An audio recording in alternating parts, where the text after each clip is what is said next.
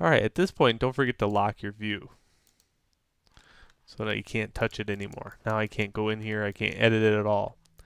Now, when I make a new box, it starts in like this. And you see I can't see through that material. So that's where you go in here. And the default material is called Lambert 1. So I go to Lambert 1 by choosing this drop down arrow. And I up the transparency level just a skosh. So that way I can see through it. So now I can go like this and I can see through that. Okay, so now let's start kind of developing this a little bit. Now I'm not going to do all of it because I want you to actually do this lesson yourself. And I want to see if you can figure out orthographic views quite well. I hate it when instructors go through each and every little polygon and face and edge. Okay, so first off, we'll work out general shape. Okay, general shape. Okay, now I'm going to line this with the front of it and the back of it. See if that works here. Okay, so this should be my front, this should be my back. See how this view is off? So before I go modeling anything, I'm going to unlock it and move that down just a little bit to line that up. And then relock it. So now here's my back, here's my front. Okay, as I said, general shape. So what I want to do is take the vertices here and shrink them all down.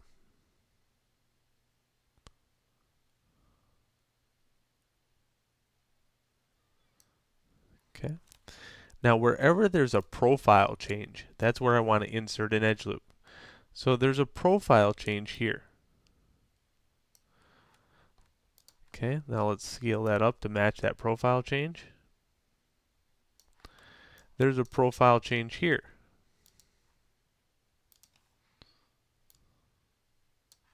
Again, I'm going to scale that up to this, match that. Look at all my other views to make sure that lines up. So see how this one lines up here, here, but not so well here. So what I'm going to do is line that up by hand, by scaling and then moving. Now when I move, I'm only using the Z there. I'm not moving it with this. I only want to move it with this arrow. Okay, again I see a nice profile change here. In here. This time, I'm going to use vertex and see how I click and drag. That grabs both vertices on the side, and now I can move those around.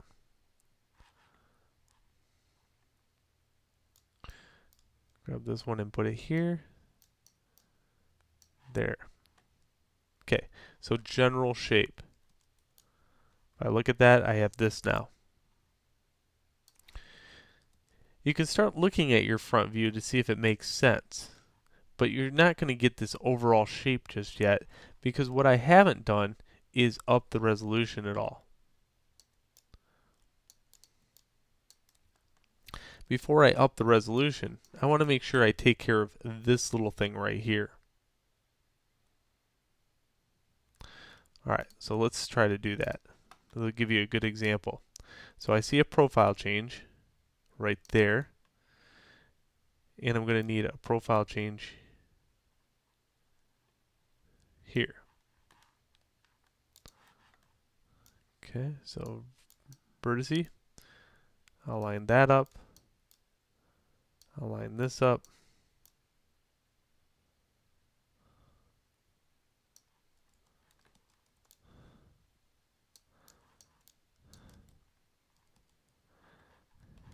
and I'll also insert an edge loop here.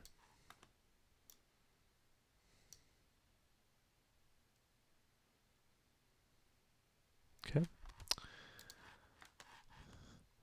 Now I can take these vertices and sort of line these up so it kind of matches that overall look in that area.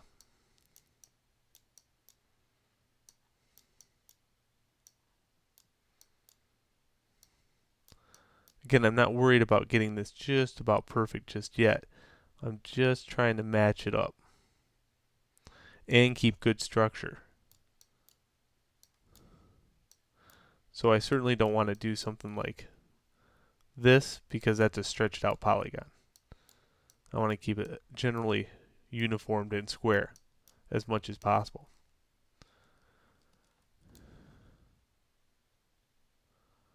Okay, so there we go. And what I want to do now is take these faces right here, these face, these face, these face, and I can extrude that and blue arrow it out a little bit.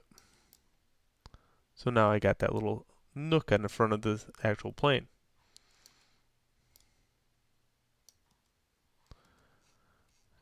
Then I can go in here and kind of match that so it matches the overall shape. Don't forget, you're not limited to anything. You know, you can actually go in here and choose edges, you can choose vertices.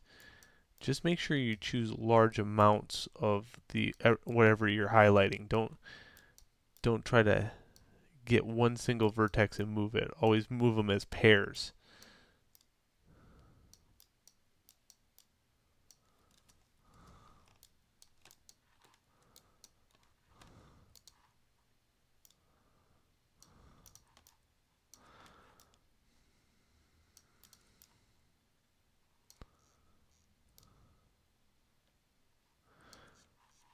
Nice.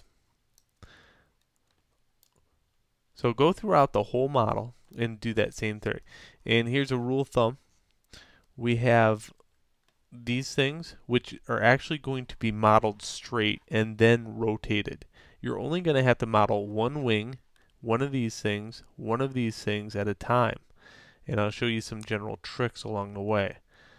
But you do not have, once you get that, you can actually mirror it across to the other side. So only concentrating on doing one wing, these things, and the center part, and you'll have the overall X-wing. Alright, so on to the next video.